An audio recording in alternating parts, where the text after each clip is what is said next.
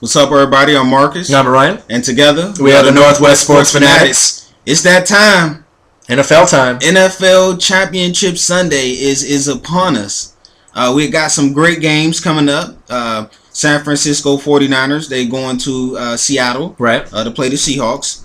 And we got the Denver Broncos hosting the New England Patriots. Man, could we even ask for a better last four teams to watch in this time of year? I think these four teams are the teams at the beginning of the season many people predicted to be here in this situation. So if any four teams go to the Super Bowl, I don't think no one would be surprised. No, I don't think so. Any of the four teams. Right.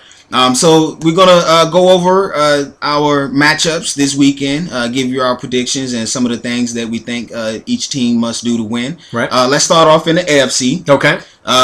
Tom Brady versus Peyton Manning, aka the New England Patriots, versus the Denver Broncos. For me, keys to victory for the New England Patriots. It starts with pressure on Manning. Believe it or not, New England has the 7th best pass rush in the NFL. But their Achilles heel is their rush defense. Yeah. They only rank 30th. But when you lose Vince Wilfork and not OJ Mayo, Gerard Mayo and Brandon Spikes, that's going to be kind of expected. So let's look for the Patriots to kind of show up that run defense and hold the Broncos, Moreno, to under 100. On offense, I do think they got to get LeGarrette Blount involved. Right. I have an interesting stat for LeGarrette Blount. His last 3 games, he's rushed for 431 yards. He's beasting right now. Wow, that's awesome. He's going to continue. They're going to need to continue to milk LeGarrette Blount. Also, Julian Edelman, his 105 catches, 1,000-yard season of his life. Right. Tom Brady, he's going to be Tom Brady. He's going to do what he do. I think they're going to need either Danny Amendola or Stephen Ridley. One of those two is going to have to step up and help Edelman and Brady and LeGarrette Blount. Now, the last time these two teams met, Brady, the second half was just magical for Brady. 263 yards, 3 touchdowns. Also, look for Chandler Jones, the great rusher, Hightower, and Jamie Collins. Now, those 3 are going to be huge for the Patriots this upcoming weekend. What about you for the Denver Broncos? For the Denver Broncos, first I think they just need to rely on the fan base. As long as the fan base comes there, kind of like Seattle with the 12-man, they're going to feed off that energy. Yeah. But I think first off, you're going to have to rush for at least 100 to 120 yards. That's going to be a tough task for Noshawn Moreno and Monty Ball because they haven't really proven that they can do this week in and week out. So they're going to have to maybe run some zone schemes, maybe some pulling with some of the linemen. But that's going to be a real key stat for them because Patriots D right now is on fire. Yeah, they're playing on a high level. Right, you could argue that their D is playing much better than Denver's D. So they're really going to have to mix up the playbook. Less injuries too. Less injuries as well. You're going to have to hold the Patriots, in my opinion, to under 100 yards. So kind of like the opposite of what you said for Blount, Ridley, and Vereen. If you want to win that game, you're going to have to hold those guys to under 100 yards rushing combined. Not sure if that can happen, but the closer to 100, 110, the better. The better. Right? And then I think a key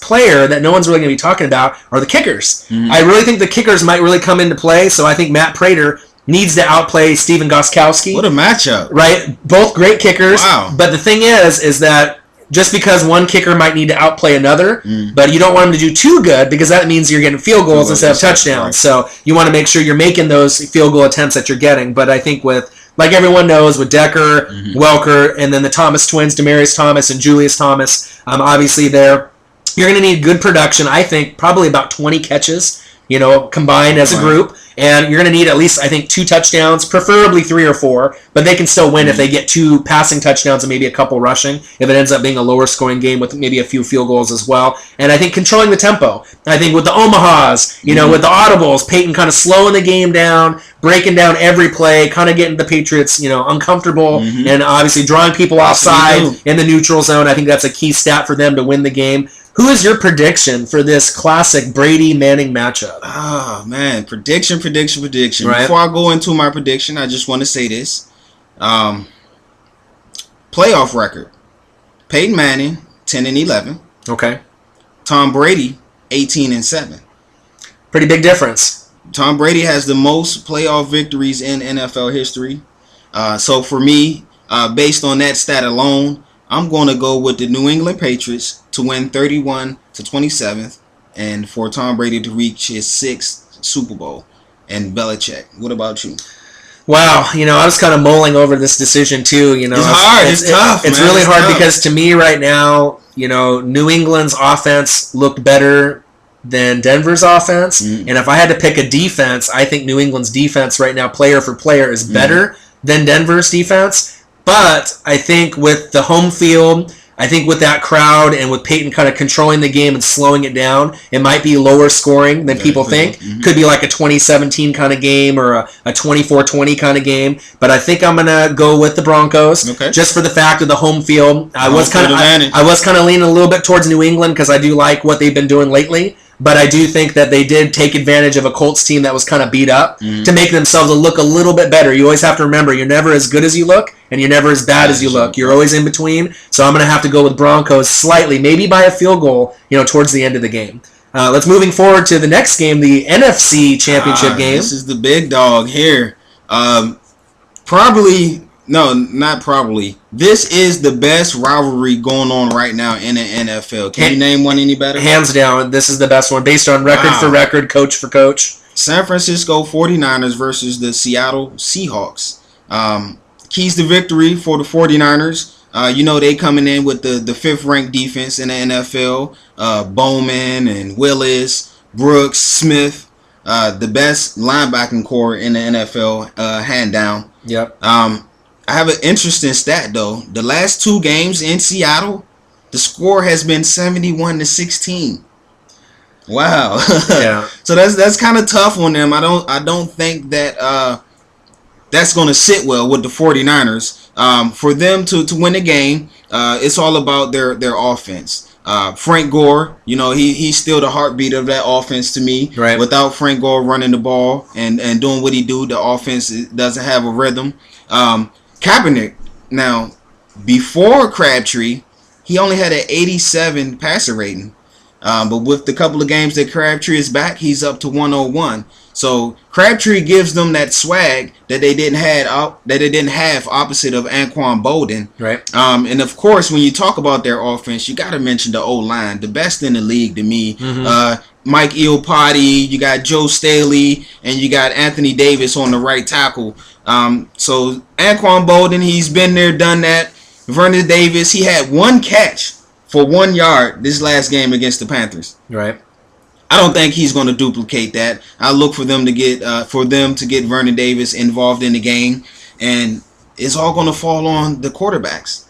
Which quarterback is going to have the bigger game? And right now, Kaepernick, he's a game changer, man. He's in that zone right now. Remember a couple of years ago, Aaron Rodgers got into that zone and led his team all the way to the Super Bowl and the victory. Right. I think Kaepernick is in one of those zones right now. And what about you for the Seattle Seahawks? Seattle Seahawks. Wow. Pete Carroll has done a great job, leading his team. You have had some problems with them getting in trouble and kind of bending the rules, but you have gotten yourself in a good position right now. You're at home. You have the best home field advantage with the 12th man. Oh, yeah. One key stat is Russell Wilson. He definitely needs to play better than 9 for 18 with 103 yards and no touchdowns and no picks. I like you, Russell, but that ain't going to cut. Yeah, that's not going to fly against the Niners. I think the heart and soul of the Seahawks is Marshawn Lynch, just kind of like obviously Frank Gore. 20 to 30 carries, 100 plus yards. He's going to need 1 or 2 TDs to balance the offense, and I think Russell Wilson's going to need to rush for about 30 or 40, kind of like Kaepernick to kind of get him key first downs to move the ball. And if you look at their receiving core compared to the Niners, it's almost like an A squad and a C squad. You got Doug Baldwin, Jermaine Kearse, Golden Tate, which I like, and then Zach Miller, right? But compared to Bolden and Vernon Davis and Crabtree, I mean, it's not really fair. But those guys can make plays, and they still get it done. And they still get it done in key moments too, key first downs. 12 catches, I think you need combined as a group, just to obviously hold it down for the offense with Russell and the Legion of Boom. Earl Thomas III. Cam Chancellor, Richard Sherman, you're going to have to come to play. Earl Thomas III, I guarantee, will be on Vernon Davis like he was against Jimmy Graham for a majority of the game. So if Vernon Davis's numbers are down, Earl Thomas will come up in the blitz. He'll come up and cover. I think that'll be a key. But my key players, I think, are the backups. Mm-hmm. I think the one advantage that the Seahawks have against the Niners, the one thing, is their backups. Mm-hmm. I think they have more depth in the defensive backups than the Niners do. Bobby Wagner, Michael Bennett, Bruce Irvin, Cliff Averill, Chris Clemens, Brandon Mebane. Wow. These guys are pass rushers. They're good defensive players. They play hard for each other. They're very selfless. So I think that if the Seahawks are going to win the game, those key players I just mentioned are going to have to get a couple sacks, mm-hmm. a little bit of pressure on Kaepernick to see what obviously happens for Russell to give him a good field position moving forward. So who is your prediction for this classic NFC Championship game? Predictions. It's just kind of hard for me to go against the 49ers right now. And I look at the way Russell Wilson is playing, and I look at the way Kaepernick is playing. Kaepernick definitely has the edge right now. And the 49ers, they've been there, done that. I just think that this is their year. They're going to make it back to the Super Bowl. I look for kind of a medium scoring game. I say 27-21 49ers. All right. Wow. So this game, I've been kind of going back and forth with this one too. You know what I mean? But the key stats that kind of shout out to me is the Seahawks are 15-1 at home. Ooh. In the last 2 years. 15-1. Pete Carroll has played against, obviously, Harbaugh in the USC Stanford days, so they're very familiar with each other with the rivalry in college, bringing it to the pros. But I think it's going to be one of those smash mouth games. I think the running game is going to struggle for both teams. Yes. It's going to be kind of ugly for a while until maybe later in the game when some of the players get tired and some of the holes open up. But I think I'm going to have to go with the 12th man, barely, just because of guys like Bobby Wagner, Michael Bennett, these guys that are rotational guys coming in the game. And I would assume that the game will be in the probably, I would say, mid-20s. Yep. I don't think it's going to be in the 30s or 40s by any means, and I think the 12th man will help them prevail. And like I said, also another key stat, you got to think the Niners have been to an NFC Championship game, right, and they lost to the Giants. Super Bowl, and they lost to the Ravens. It's very hard to continue that trend to go Super Bowl and Super Bowl. It's not impossible, but in these time and days with the competition being so high, it's very hard to do. So I'm going to go against history, and I'm going to go for the Seahawks to kind of buck the trend and play the Denver Broncos for the Super Bowl. All right, well, there you have it. So our NFL preview for this upcoming championship weekend. I hope you guys enjoy your games this weekend. Yeah, stay tuned for another video. We'll have another one for you probably around Monday or Tuesday next week. A little recap of the games and obviously moving forward to the Super Bowl. All right, Northwest Sports Fanatics.